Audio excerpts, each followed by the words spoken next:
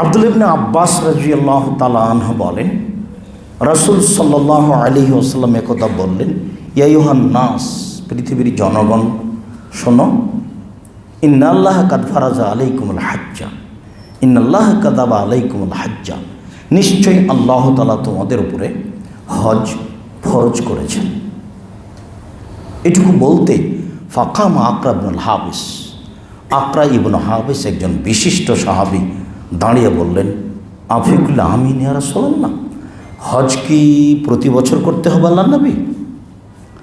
আপনি যে জনগণকে হজ করার জন্য বলছেন, তো এ পর্যন্ত বলতেই সাহাবী আকরা ইবনে হাবিস বলে উঠলেন, দাঁড়িয়ে বলছেন। মার্জিতভাবে বক্তব্য চলাকালীন প্রয়োজনীয় কথা কেউ দাঁড়িয়ে বলতে পারে, তবে পরিবেশ নষ্ট করার জন্য নয়। পরিবেশ নষ্ট করার যখন মানুষ বলে, যখন সাধারণত হিংসা কাজ করে, আর মানুষ মানুষের উপরে হিংসা করবে, এটাই স্বাভাবিক। আর এ দিয়ে মানুষ ক্ষতিগ্রস্ত হবে, এটাই স্বাভাবিক। তারপরেও যারা সমাজে কাজ করে তাদেরকে করতে থাকতে হবে, এটাও স্বাভাবিক। আল্লাহ তাআলা বলছেন, ওমিন শাররি হাসিদিন ইযা হাসাদ, আপনি বলুন মুহাম্মদ সাল্লাল্লাহু আলাইহি সাল্লাম, আর হিংসুকের হিংসা হতে আমি তোমার কাছে আশ্রয় চাই। এই যে আল্লাহ আমাদের নবীকে শিখিয়ে দিচ্ছেন কোরআন মাজিদের আয়াত।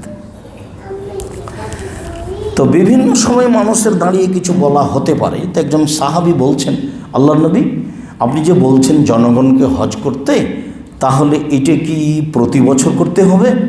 তখন আল্লাহ রাসূল বলছেন, শোনো, লাউ কুলতুল নাম লা ওয়াজাবাত, আমি যদি এখন তোমার মুখের উপরে বলি হ্যাঁ লা ওয়াজাবাত, তাহলে এটা ফরজ হয়ে যাবে প্রতি বছর। ও লা ওয়াজাবাত, আর যদি ফরজ হয়ে যায়, লাম তা'মালুহা, তোমরা করতে পারবে না। ও লাম তাস্তাতিউ, তোমরা সক্ষম নও। প্রতি বছর হজ করা যায় না, প্রতি বছর হজ করা যাবে না। ওয়াল হাজ্জু মাররা, হজ একবার। ফামান যাদা ফাতাতাওয়া, যদি কেউ বেশি করতে চায় তাহলে নফল। প্রত্যেক ফরজ ইবাদতের নফল আছে, ফরজ সালাতের নফল আছে, ফরজ সিয়ামের নফল আছে, ফরজ যাকাতের দান নফল আছে। তো হজ ফরজ এর নফল আছে, একবার ফরজ। তবে প্রতি বছর নিয়মিত রমজান মাসে উমরা করতে যেতে হবে। এ উমরায় যত নেকি হবে, দানে তার চেয়ে বেশি নেকি হবে। কেন? উমরা অত পাওয়ারফুল ইবাদত নয়, দান যত শক্তিশালী পাওয়ারফুল ইবাদত।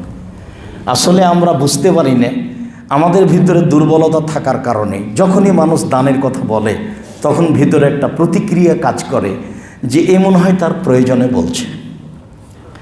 টাকাটা যে নিয়ে যে কী করছে, মানে বিভিন্নভাবে অন্তরে শয়তান তাকে বাধা দেয়।